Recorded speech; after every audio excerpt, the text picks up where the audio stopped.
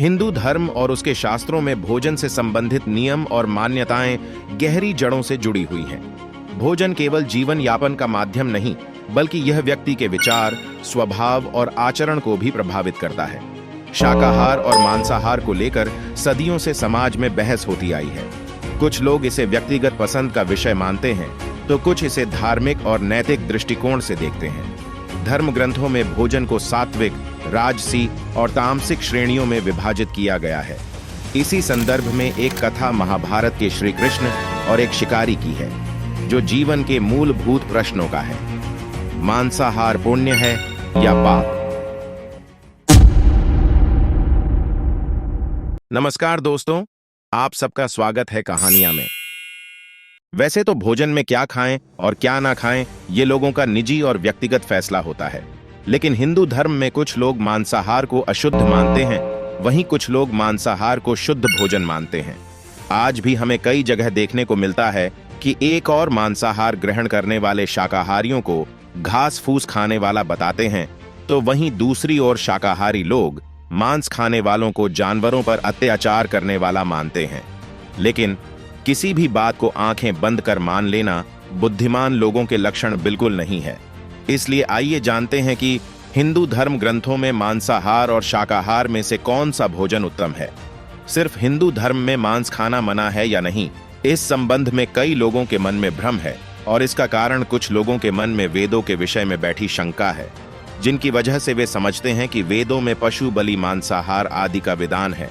लेकिन दोस्तों, ये अर्ध सत्य से ज्यादा कुछ भी नहीं। वेद और पुराण हिंदू धर्म के मुख्य धर्म ग्रंथ हैं। वेदों का सार उपनिषद और उपनिषदों का सार भागवत कथा है। वेदों में पशु हत्या पाप मानी गई है और मांस खाने के संबंध में स्पष्ट मना किया गया है। इतना ही नहीं, वेदों में तो कुछ पशुओं के मांस के संबंध में यजुर्वेद में कहा गया है कि मनुष्यों को परमात्मा की सभी रचनाओं को अपनी आत्मा के तुल्य मानना चाहिए, अर्थात वो जैसे अपना हित चाहते हैं वैसे ही दूसरों का भी हित करें। वहीं अथर्ववेद में कहा गया है कि हे मनुष्यों, तुम चावल, दाल, गेहूं आदि खाद्य पदार्थ आहार के रूप में ग्रहण करो, यही तुम्हारे लिए सबसे उत्तम भोजन पदार्थ हैं। तुम कभी भी किसी पशु या पंछी से हिंसा मत करो।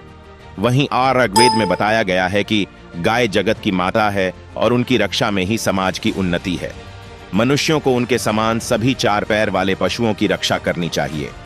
गीता में मांस खाने या नहीं खाने के उल्लेख की बजाय अन्नों को 3 श्रेणियों में बांटा गया है: सात्विक, राजसी और तामसिक। गीता के अनुसार अन्न से ही मन और विचार बनते हैं। जो मनुष्य सात्विक भोजन ग्रहण करता है, उसकी सोच भी सात्विक रहती है। मांस और मदिरा जैसी चीजें तामसिक भोजन कहलाती हैं। इस तरह का भोजन करने वाले लोग अक्सर कुकर्मी, रोगी, दुखी और आलसी होते हैं। गीता के अनुसार सात्विक आहार आयु को बढ़ाने वाले, मन को शुद्ध करने वाला और बल, बुद्धि और स्वास्थ्य को तृप्ति प्रदान करने वाला होता है। जब यही शाकाहारी आहार अत्यधिक खट्टा, नमकीन या फिर ज्यादा तेल मसालों के साथ पकाए जाते हैं, तो वे राजसी आहार बन जाता है, और ये राजसी आहार दुख, शोक एवं रोग उत्पन्न करता है। ठीक इसी तरह गरुड़ पुराण में भी श्री कृष्ण से जुड़ी एक कथा का वर्णन मिलता है। गरुड़ पुराण की इस कथा के अनुसार बचपन में एक दिन कृष्ण यमुना किनारे एक पेड़ के नीचे बैठकर बांसुरी बजा रहे थे कि उसी समय एक हिरन दौड़ता हुआ वहां आया और उनके पीछे जाकर छिप गया। हिरन बहुत ही डरा हुआ था। तब कृष्ण ने उसके सिर को सहलाते हुए हिरण से पूछा, क्या बात है, तुम इतने क्यों डरे हुए हो? तभी एक शिकारी भी वहां आ पहुंचा और बोला, ये मेरा शिकार है, कृपया करके मुझे इसे दे दो। तब भगवान श्री कृष्ण बोले, हर जीवित प्राणी पर सबसे पहले उसका खुद का अधिकार होता है, न कि किसी और का। यह सुनकर शिकारी को क्रोध आ गया। उसने गरजते हुए कहा, यह मेरा शिकार है, इसे मैं पकाकर खाऊंगा, तुम मुझे ज्ञान मत दो। इस बात पर भगवान कृष्ण पुनः बोले, किसी भी जीव को मारकर खाना पाप है, क्या तुम पाप के भागी बनना चाहते हो? मांसाहार पुण्य है या पाप, क्या तुम नहीं जानते? तब वे शिकारी बोला, मैं आपके जैसा ज्ञानी नहीं हूं, मैं क्या जानूं मांसाहार पुण्य है या पाप। मैं तो बस इतना जानता हूं कि अगर मैंने इसको नहीं मारा तो मुझे खाना नहीं मिलेगा। मैं इस हिरण को जीव बंधन से मुक्त कर पुण्य ही तो कमा रहा हूं। फिर क्यों आप मुझे इस पुण्य को कमाने से रोक रहे हैं? जहां तक मैंने सुना है, जीव हत्या तो शास्त्रों में भी उचित बताई गई है। राजा भी तो शिकार किया करते हैं, फिर क्या ये पाप है? सिर्फ मुझ जैसे निर्धन के लिए ही यह पाप है। ऐसे तमाम तर्क देते हुए शिकारी ने फिर श्री कृष्ण से पूछा, अब आप ही बताइए, मांसाहार पुण्य है या पाप? शिकारी के मुख से ऐसी बातें सुनकर भगवान श्री कृष्ण समझ गए कि इसकी बुद्धि मांस खाने के कारण तामसी हो गई है और उसके सोचने और समझने की क्षमता खत्म हो गई है। फिर कृष्ण बोले, मैं तुम्हें एक कथा सुनाता हूं जिसे सुनने के बाद तुम ही बताना कि मांसाहार पुण्य है या पाप। वे शिकारी सोचने लगा कि इस कथा को तो मैं सुन ही लेता हूं, मेरा मनोरंजन भी हो जाएगा और बाद में मुझे इस हिरण का मांस भी मिल जाएगा। फिर कृष्ण ने अपनी कथा शुरू की। एक बार मगध में अकाल की वजह से अन्न का उत्पादन कम हो गया। राजा को चिंता सताने लगी कि यदि इस समस्या का शीघ्र ही निदान नहीं किया गया तो इकट्ठा अनाज खत्म हो जाएगा। इसके बाद संकट और भी भीषण हो जाएगा। इस समस्या से निपटने के लिए मगध के राजा ने तुरंत ही राज्यसभा में अपने सभी मंत्री, सिपाही और सलाहकारों को बुलाया और सभी से पूछा गया, राजा के इस समस्या को सुलझाने के लिए सबसे सस्ती वस्तु क्या है? ये सुन सभी मंत्रीगण सोचने लगे। चावल, गेहूं, आलू इत्यादि पदार्थों को उगाने के लिए बहुत श्रम करना पड़ता है और उसमें समय भी काफी लगता है। ऐसे में तो कुछ भी सस्ता नहीं हो सकता। तभी शिकार का शौक रखने वाले एक मंत्री ने खड़े होकर महाराज से कहा, महाराज, मेरे मुताबिक सबसे सस्ता खाद्य पदार्थ मांस है। इसके लिए धन भी खर्च नहीं करना पड़ता और पौष्टिक खाना भी मिल जाता है। यह सुनकर महामंत्री ने महाराज कहा, इस बात पर मैं अपने विचार आपके सामने कल रखूंगा। महामंत्री उसी रात मांसाहार का प्रस्ताव रखने वाले मंत्री के घर पहुंचे जिसने ये प्रस्ताव रखा था। मंत्री ने इतनी देर रात महामंत्री को अपने घर आया देखा तो वे घबरा गया। किसी अनिष्ट की आशंका से वे कांप गया। महामंत्री ने कहा, महाराज बीमार हो गए, उनकी हालत बहुत ही खराब हो गई है। राजवैद्य ने कहा है कि किसी शक्तिशाली देह का 2 तोला मांस मिल जाए तो राजा के प्राण बचाए जा सकते हैं। आप महाराज के सबसे निकट हैं, इसलिए मांस के खातिर आपके पास आया हूं। लेकिन मंत्री बोला, नहीं, मैं मांस कैसे दे सकता हूं? इसके बदले आप जो भी मुझसे लेना चाहें वो ले सकते हैं। महामंत्री बोले, कहें तो इस काम के लिए मैं आपको 1 लाख स्वर्ण मुद्राएं भी दे सकता हूं। इसके अलावा एक बड़ी जागीर भी आपके नाम कर दी जाएगी। आप केवल हां कह दें, मैं कटार से आपके हृदय को चीर कर बस 2 तोला मांस निकाल लूंगा। ये सुनकर उस मंत्री के चेहरे का रंग फीका हो गया। वे सोचने लगा कि जब जीवन ही नहीं रहेगा तो लाखों स्वर्ण मुद्राओं का मैं क्या करूंगा और बड़ी जागीर भी किस काम आएगी। वह झटपट अंदर भागा और अपनी तिजोरी से 1 लाख स्वर्ण मुद्राएं लेकर आ गया।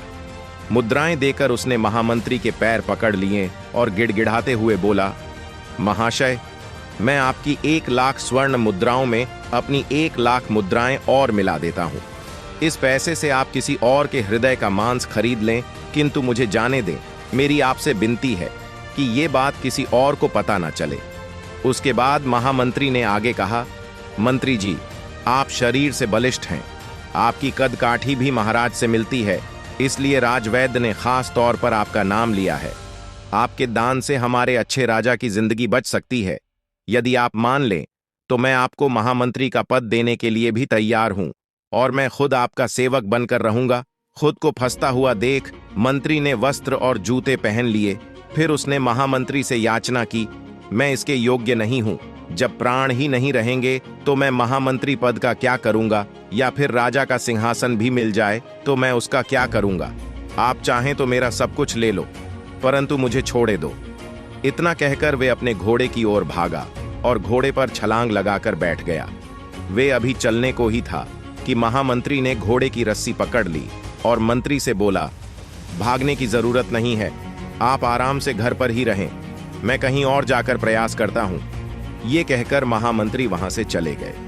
उसके बाद मुद्राएं लेकर महामंत्री बारी बारी से सभी मंत्रियों के घर पहुंचे और सभी से राजा के लिए 2 तोला मांस मांगा, परंतु कोई भी राजी ना हुआ।